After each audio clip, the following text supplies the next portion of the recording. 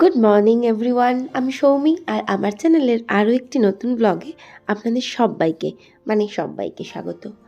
তো কেমন আছেন আপনারা? আমি আশা করব আপনারা কিন্তু ভীষণ ভালো আছেন। আর গরমটা যে পড়ছে, এখন একটু বেশি বেশি করে ভালো থাকতে হবে। তো ছাঁচ খেতে হবে, শিকাঞ্জি খেতে হবে, লেবু জল খেতে হবে, ডাবের জল খেতে হবে, কারণ ডিহাইড্রেট থাকতে হবে আমাদের। তো যাই হোক, চলুন আপনাদেরকে সাথে নিয়েই একটা নতুন ব্লগ শুরু করা যায়। তো সকাল সকাল ঘুম থেকে উঠে পড়ার আজকে একটা গুরুত্বপূর্ণ কারণ হচ্ছে বাবুয়ের আজকে নতুন ক্লাস শুরু হচ্ছে। তো ক্লাস 11 তো হয়েই গেল, সামনে আবার একটা বড় পরীক্ষা থাক।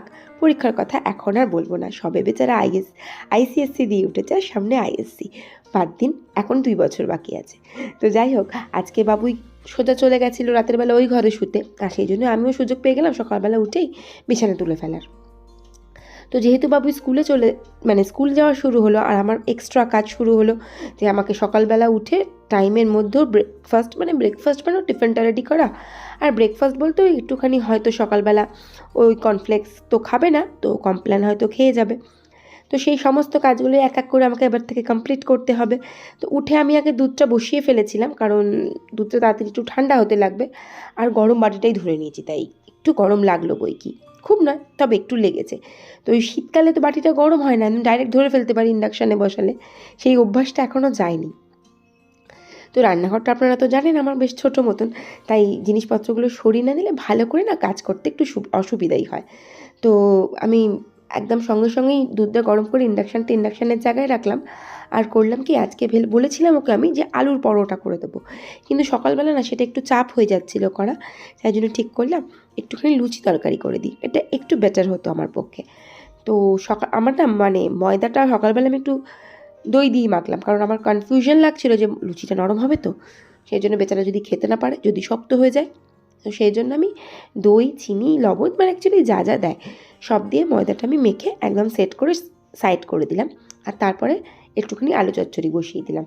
তো নর্মাল একটুখানি একদম কালো জিরে 5 ফোড়ন দিয়ে, না 5 ফোড়ন না, কালো জিরে, কাঁচা লঙ্কা, শুকনো লঙ্কা ফোড়ন দিয়ে শুকনো করে ওকে একটু নিয়ে আলু চচ্চড়ি করে দেবো। ব্যাস, লুচি আলু চচ্চড়ি পেলে ওকে আর কে পায়। তো এদিকে আমি তরকারিটা বসিয়ে দিই, ঝাল তো কম দেবো, যেহেতু স্কুলে আবার শুধু তো ও খাবে না, ওর বন্ধু বান্ধবও খাবে, ওরা একে অপরের টিফিন সেই ছোটোর থেকেই শেয়ার করে খায়।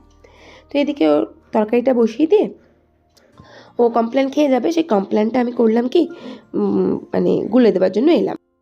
কমপ্লেনটা গুলে রেখে দেবো, ততক্ষণ একটু ঠান্ডা হবে। বাবুই একদম গরম খাবার খেতে পারে না, যদি মাইক্রোওভেনে দিয়ে ওকে গরমও করে দেওয়া হয় না, আমি যদি যেটা 1 মিনিট গরম করে খাবো, ও সেটা 30 সেকেন্ড গরম করে খাবে, এরম টাইপের। তো ওর জন্য গুলে ওটা রেখে দিই আপাতত চাপা দিয়ে, তাহলে বেশ খানিকটা ঠান্ডা হয়ে যাবে, আর ফ্যানটা আস্তে করে চালিয়ে দেবো। আর এদিকে আমি লাইটটা অফ করব, অন করব, ফ্যান চালাবো, কী করব নিজেই বুঝতে পারছি না।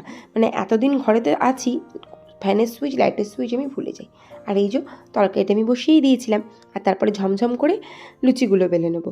তো ওই যে তখন বলছিলাম না, লুচিগুলো নরম হবে কি না আমার যথেষ্ট কনফিউশন হয়, যে আমি খুব একটা ভালো যে ময়দাটা ইনস্ট্যান্ট মেখে যে খুব একটা ভালো হবে কি না আমার যথেষ্ট ভয় লাগে। এই বুঝি হলো না, এই বুঝি ভালো হলো না। তবে না, লেবু বলছি, টক দই দিলে আমার মনে হয় লুচিটা নিয়ে আমার কোনো আর কনফিউশন থাকে না, যে হ্যাঁ ঠিকঠাক একদম ফুলে উঠবে বা নরম হবে, ও দেরিতে খেলেও সমস্যা হবে না। আর এই যে নতুন যেহেতু স্কুল, নতুনই বলি, ক্লাস, এতদিন শান্তিতে ছিলাম, বেশ অনেক দিন স্কুল যাওয়া বন্ধ ছিল, যেহেতু সামনের মাধ্যমিকটা ছিল, তো সেই জন্য শান্তিতে ছিলাম, এত সকালে উঠে ব্রেকফাস্ট করার কোনো ঝামেলা ছিল না। কিন্তু এখনও প্রত্যেক দিন নতুন নতুন টিফিন করে ওকে দিতে হবে, না হলে ওর পোষাবে না। ঘরেতে এসে বলবে মাম্মা ওই নিয়ে গিয়েছিলো, সে পাস্তা, সে চাউমিন, সে ম্যাগি, সব শুনতেই থাকতে হবে আমাকে। বাট ইউনিক কিছু রেসিপি হতে হবে, ভালো কিছু হতে হবে। তো এদিকে আমার রান্নাটা ওর সকালের খাবারটা মোটামুটি আমি গুছিয়ে ওর টিফিন বক্সে ভরে দিলাম। আর ওই যে কমপ্লেনটা তখন গুলে রেখেছিলাম, লক্ষ্মী হয়ে খেয়ে নিচ্ছে। তবে আজকে একটু বেলায় উঠেছে, একটু সকালবেলা বকাঝকাও খেলো। তো আমাকে আবার এখন জিজ্ঞাসা করছে আমার কি গোঁফ হয়ে গেছে। বললাম হ্যাঁ, তোর গোঁফ হয়ে গেছে, তাও আবার সাদা। তো নিজের টিফিন বক্স, জলের বোতল তুলে নিল, নিয়ে এবার উনি জুতো পরবেন আর বেরোবেন। আর জুতো পরার সময় প্রত্যেক দিন আমাকে বলবে মাম্মা একটু জুতোটা প্লিজ পরিয়ে দেবেন, আর আমিও প্রত্যেক দিন বলবো প্লিজ আমি পারবো না। তো এইসব জুতো পরার ঝামেলা তো রোজ চলতে থাকে আমার বাড়িতে। তারপর করলাম কি, ও জুতোটা নিজেই দেখলাম পরে নিল। আর মেন কারণ হচ্ছে ওর এত সকালবেলা হুটোপাটি করার, গাড়ির স্কুটিটা চালাবে, তো আমার লোকে চালাতে দেবে না, আর ও চালাবে। তো যাই হোক, এই জেদা দিদির চোটে ছেলেই দেখলাম আলটিমেট জিতে গেল। তো কে যে স্কুলে যাচ্ছে সেটা কিন্তু বোঝা যাচ্ছে না, বাপ যাচ্ছে না ছেলে যাচ্ছে, মানে স্কুলের ড্রেস ইয়েলো না সাদা, কিছুই বুঝতে পারলাম না। তো বাপ্পাটা সোজা আমাকে টাটা করে দিয়ে বেরিয়ে গেল। তো ও চলে যাওয়ার পরে তমাল বাজারে গিয়েছিল, মানে ওকে দিয়ে ফেরার সময় বাজারে গিয়েছিল, আর এই যে পিটুলি বেলে মাছটা নিয়ে এসছে। আর আমার মাথায় যদি বন্দুকও ঠেকানো হয় না, এরকম জ্যান্ত নড়া মাছ আমি কাটতে পারবো না, এই কাজটা তমালি ঘষি করে দিয়ে থাকে আমাকে। তো আমার সমস্ত কাজ কমপ্লিট করে আমি ফ্রেশ হয়ে এবার আমি ঠাকুর ঘরে চলে যাব। তো সেই জন্য আমি একটু গরমটা অতিরিক্ত পড়েছে, অ্যাকচুয়ালি গরম শীত বর্ষা গ্রীষ্ম সানস্ক্রিনটা ইউজ করেই থাকি। তো পুজো আজটাও আমার টোটাল কমপ্লিট করে ফেলেছি। ঠাকুরের জায়গাটা কিন্তু দেখতে বেশ ভালো লাগে, কম ফুল বেশি ফুল, আর আমার একটু হ্যাবিট আছে একটু বেশি ফুল দিয়ে পুজো করা, মানে ফুল না থাকলে না আমার যেন মনটা একটু কুচকুচ করে যে ইস ঠাকুরের কাছে ভালো করে ফুল দেওয়া হলো না, গাছের টাইমে তুলবো। আর অ্যাকচুয়ালি আমি এবার গাছের ফুল তুলতে কিচেনি করি, কেনার সময় সমস্যা হয় না, কিন্তু গাছের ফুল তুলতে আমার খুব মায়া, যদিও বা গাছে অনেক ফুল ফোটেনি। তো নিচে নেমে করলাম কি, ঘরে ঘরে ধূপ দিয়ে দিলাম, তারপর ভাবছিলাম ইস ধুনো দিলে ভালো হতো, তারপর বললাম না ধূপটা যখন জ্বেলেই ফেলেছি তাহলে ধূপটাই দেওয়া থাক। আর এই ধূপের ধোয়াটা উপরে চলে যাচ্ছে, আমার দেখতে না ভালোই ভালো লাগে, এই আপনাদের সাথে একটু শেয়ার করে দিলাম। আর এরপর আমি করবো কি একটু নিজের জন্য চা করে খাবো। তমাল এসে গেছে, কিন্তু তমাল বললো যে না, তমাল তো এসে গেছে বুঝতেই পেরেছেন, তো ওই মাছ এনেছিল তখন। তমাল বললো না আমি চা খাবো না পিঙ্কি, তুমি তোমার মতো করে খেয়ে নাও। আমি একটুখানি না, তমাল খুব সুন্দর একটা কুকিজ দিয়েছে, আমার হেব্বি ভালো লাগছে ওটা খেতে, কেমন যেন ছোটবেলায় না মনে হয় এটাকে সন্দেশ বিস্কুট বলতাম, যাই হোক খুব সুন্দর খেতে, আর সেটাই আমি খাচ্ছিলাম।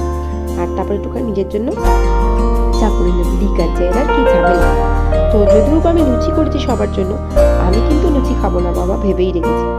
যে মাথার মধ্যে একটাই জিনিস হচ্ছে আমি মোটা হয়ে যাচ্ছি, তো ওই যে বললাম না লুচি খাবো না, সেই জন্য আমি ভেবেছি আমার জন্য পরে রুটি করে নিয়েছিলাম, আর একটু স্যালাড দিয়ে রুটিটা খাবো ভেবেছিলাম।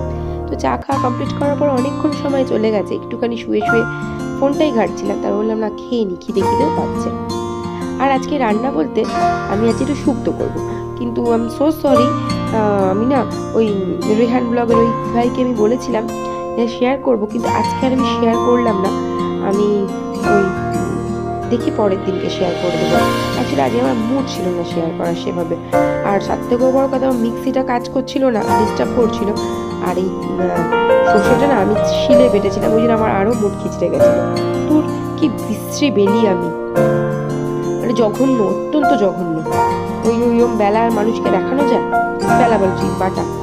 তো যাই হোক, আমি কিছু আনাজ অ্যাকচুয়ালি সিদ্ধ করি, আর কিছু আনাজ ভেজে শুক্তো রান্না করি, আর আমি সত্যি বলছি চেষ্টা করবো আপনাকে আমি পরের দিনকে নিশ্চয়ই একটু শেয়ার করে দেবো। দিদিভাই আপনি কিন্তু প্লিজ দেখে নেবেন। তো এদিকে আমার শুক্তোটাও বসানো হয়ে গেল, আর নামানোরও সময় হয়ে গেল। একটুখানি ঘি আর রাঁধুনি ফোড়ন, রাঁধুনিটা ড্রাই রোস্ট করে আমি ছড়িয়ে দিয়ে নামিয়ে নেব। আর ওই যে বলেছিলাম ডিম ভাপা করবো, সেই রেসিপিটাও আজকে শেয়ার করিনি, আর এদিকে আমি মাছের রেসিপিটাও শেয়ার করলাম না, আজও ব্লগ করেছি আজকে আমি। তো কিছু বাসন মাজার পর ভাতটাও আমার কমপ্লিট হয়ে গেল, তাই মনে হচ্ছে ভাতটাও না আজকে ব্লান্ডার করে ফেলেছি, একটু মনে হয় ভাতটা আমার গলে গেছে আজকে। তো রান্নাবান্না টোটাল কমপ্লিট, গ্যাসটাও পরিষ্কার পরিচ্ছন্ন করে নিলাম। গ্যাস পরিষ্কার না করলে আমার মনের মধ্যে মুচুম করবে, দেরিতে করবো না থাক, মনে হবে না এক্ষুনি করতে হবে আমাকে। তো তারপরে আমি বাবুইকে খেতেও দিয়ে দিলাম, উনি স্কুল থেকেও এসে গেছেন, উনি খেয়ে নিক। আর ব্লগটা আমি তাহলে এখানেই শেষ করলাম। ভালো লাগলে প্লিজ পাশে থাকবেন। Thank you so much.